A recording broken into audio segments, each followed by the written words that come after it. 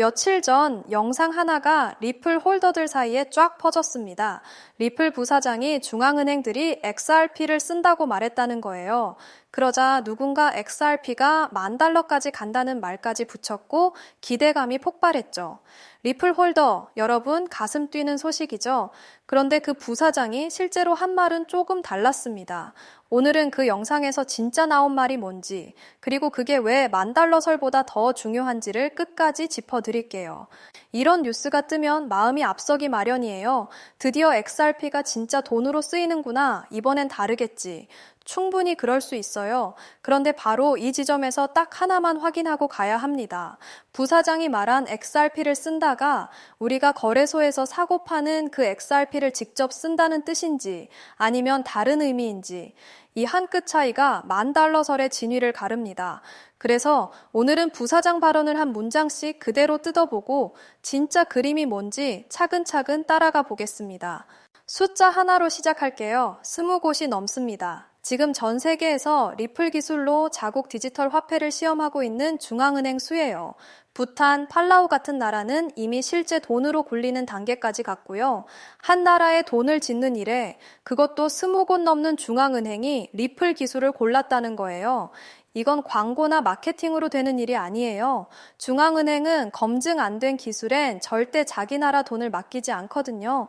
리플 홀더 입장에선 $10,000라는 숫자보다 이 20곳이 훨씬 단단한 신호일 수 있어요. 지금 상황을 나란히 놓고 볼게요. 한쪽은 가격이에요. XRP는 여전히 $1 초반, 우리 돈 1,500원대에서 조용히 횡보 중이죠. 다른 한쪽은 기대예요.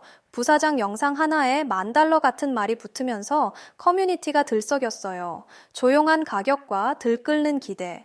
이 둘 사이의 간극에 오늘의 진실이 숨어 있어요. 그 기대가 진짜 근거가 있는 건지 아니면 부풀려진 건지부터 가려보죠. 먼저 무슨 일이 있었는지부터 쉽게 짚을게요.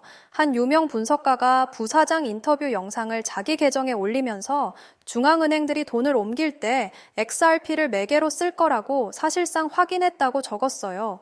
그러면서 XRP가 개당 $10,000까지 갈 수 있다는 전망을 붙였죠.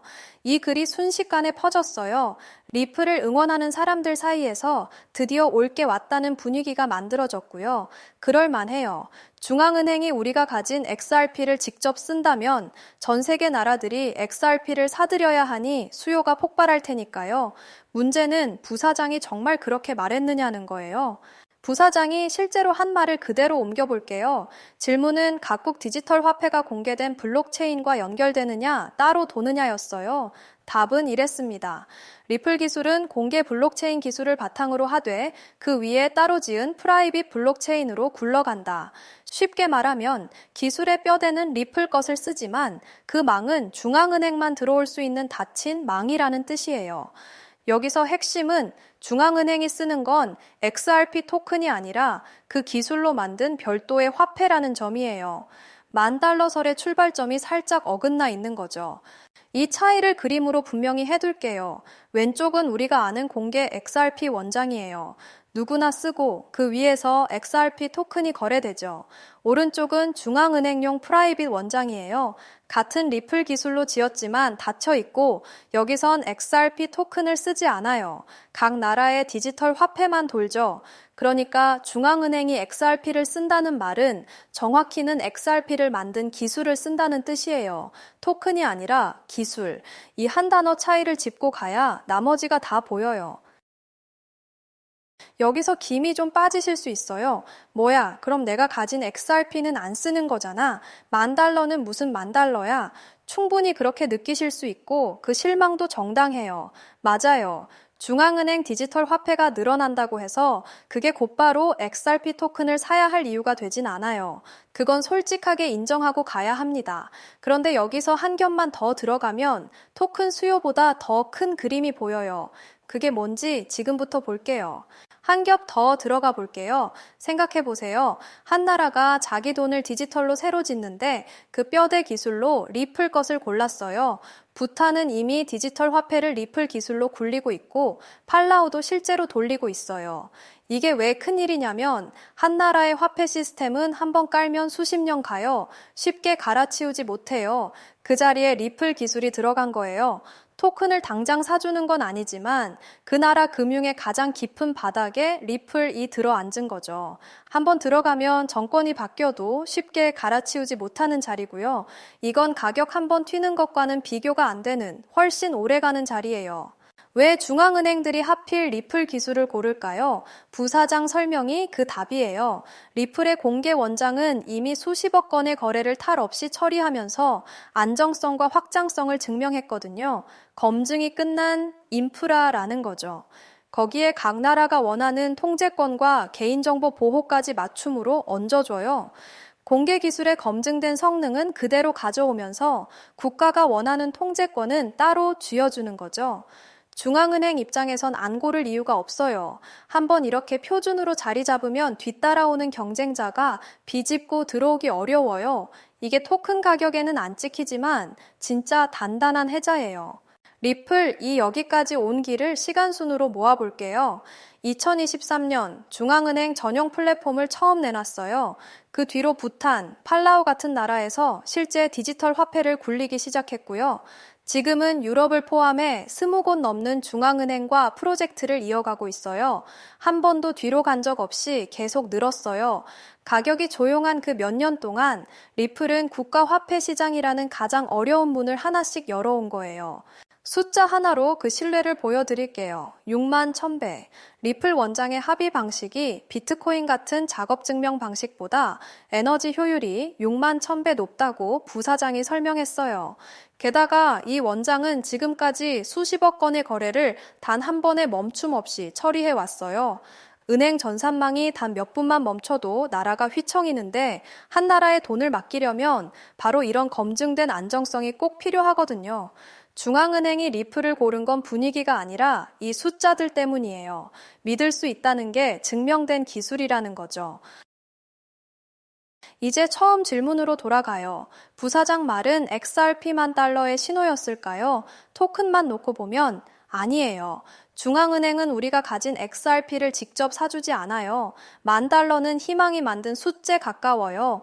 그런데 시선을 토큰에서 기술로 옮기면 그림이 정반대로 보여요. 리플은 지금 한 나라의 돈 자체를 짓는 기술로 선택받고 있어요. 가격이 오르고 내리는 것보다 훨씬 깊은 층에서요. 그러니까 가격이 안 움직인 게 아니라 가격에 안 찍히는 더 중요한 자리를 먼저 차지한 거예요. $10,000보다 이게 진짜 뉴스예요. 물론 들뜬 기대에는 찬물도 한번 끼얹어야겠죠. $10,000 같은 극단적인 숫자는 솔직히 근거보다 희망이 앞선 경우가 많아요. 부사장의 기술 설명 한 토막을 가격 폭등으로 바로 연결하는 건 무리예요. 이런 뉴스일수록 누가 한 말인지 진짜 무슨 뜻인지부터 확인하셔야 해요. 그리고 기술이 채택된다고 토큰 가격이 그 다음날 따라 오르는 것도 아니에요. 시간이 걸리고 중간에 출렁임도 있어요. 다만 그 출렁임이 리플 기술이 국가화폐로 깔리고 있다는 큰 흐름을 바꾸지는 못해요. 그래서 두 분께 나눠 말씀드릴게요. 오래 들고 계신 리플 홀더분들, $10,000 같은 한 방짜리 소문에 마음 졸이기보다 중앙은행 채택이 늘고 있는지 그 흐름을 보세요. 그게 훨씬 믿을 만한 나침반이에요. 아직 안 들고 계신 분들, 화려한 숫제 끌려 들어오기보다 이 기술이 어디까지 깔리는지를 기준으로 천천히 판단하시는 게 좋아요. 소문은 빠르게 식지만 한 나라의 돈에 들어간 기술은 쉽게 사라지지 않아요. 어느 쪽을 보고 가느냐가 결국 결과를 가릅니다. 정리하면 앞으로 XRP에서 우리가 봐야 할 신호는 자극적인 가격 전망이 아니에요. 몇 개 중앙은행이 시험 단계를 넘어 진짜 돈으로 굴리기 시작하는지, 리플 기술 위에 올라타는 나라가 더 느는지, 바로 이게 진짜 신호예요. 구체적인 목표 가격이 궁금하시겠지만 그건 사람마다 셈법이 달라서 영상에서 숫자로 딱 잘라 말하긴 어려워요. 확실한 건 방향이에요. 이 흐름을 소문보다 먼저 차분히 읽는 사람이 결국 앞서갑니다. 이제 오늘 본 걸 한 줄로 모아볼게요. 중앙은행이 우리 XRP 토큰을 직접 쓰는 건 아니에요. 그 부분의 $10,000 설은 분명히 과장이고요. 하지만 리플은 지금 한 나라의 돈 자체를 짓는 기술로 선택받고 있어요. 가격에 찍히지 않는 더 깊고 오래가는 자리예요. 그러니 자극적인 소문보다 리플 기술이 어디까지 국가 화폐로 깔리는지를 지켜보세요. 오늘 분석이 도움이 되셨다면 구독과 좋아요 부탁드리고 다음 영상에서 또 뵙겠습니다.